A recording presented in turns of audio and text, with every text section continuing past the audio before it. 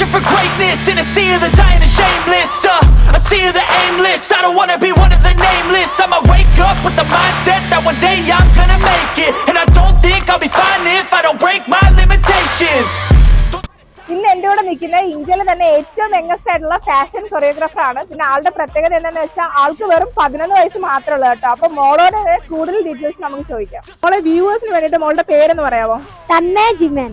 മോൾ എങ്ങനെയാണ് ഈ ഒരു ഫീൽഡിലോട്ടൊക്കെ വരുന്നത്? ശരിക്കും എന്റെ അമ്മയാണ് എന്നെ ആദ്യം മോഡലിംഗ് ഫീൽഡിലേക്ക് എൻകറേജ് ചെയ്തേ. എന്റെ first show Lulu fashion week ആയിരുന്നു. അത് കഴിഞ്ഞിട്ട് ഞാൻ കുറെ ഡിസൈനർ ഷോസും പേജൻസും ആഡ് ഷൂട്ട്സും എല്ലാം ചെയ്തിട്ടുണ്ട്. അപ്പൊ ഒരു ദിവസം ഡെന്നീസ് ഫാഷൻ എന്ന് പറഞ്ഞ ഒരു കമ്പനി എനിക്കൊരു ചാൻസ് തന്നു. നിങ്ങൾ ഒരു കൊറിയോഗ്രാഫർ ആവുമെന്ന് ചോദിച്ചു. അപ്പൊ ഞങ്ങൾ ഓക്കെ പറഞ്ഞു.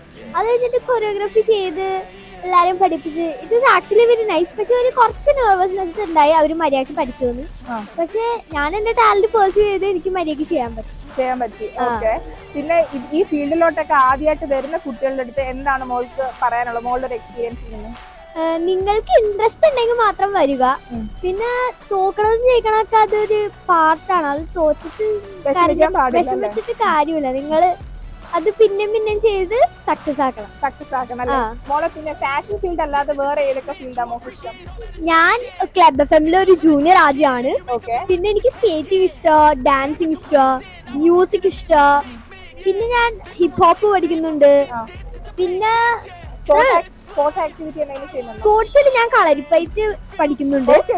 പിന്നെ ഞാൻ ഡിസ്ട്രിക്ട് മെഡലിസ്റ്റ് ആയിരുന്നു. ഒരു സിൽവറും ഒരു ബ്രോൺസ്. ഈ ഒരു മിടുക്കി കുട്ടിക്ക് നിങ്ങളുടെ ഓരോരുത്തരുടെയും സപ്പോർട്ട് വേണം. സോ ഈ ഒരു വീഡിയോ നിങ്ങൾ മാക്സിമം എല്ലാവർക്കും ഷെയർ ചെയ്യാനായിട്ട് മറക്കരുത് കേട്ടോ. ഈ ഒരു വീഡിയോ സ്പോൺസർ ചെയ്തിരിക്കുന്ന ഇന്റർനാഷണൽ സ്കിൽ ക്ലബ് ആണ്. Thank you.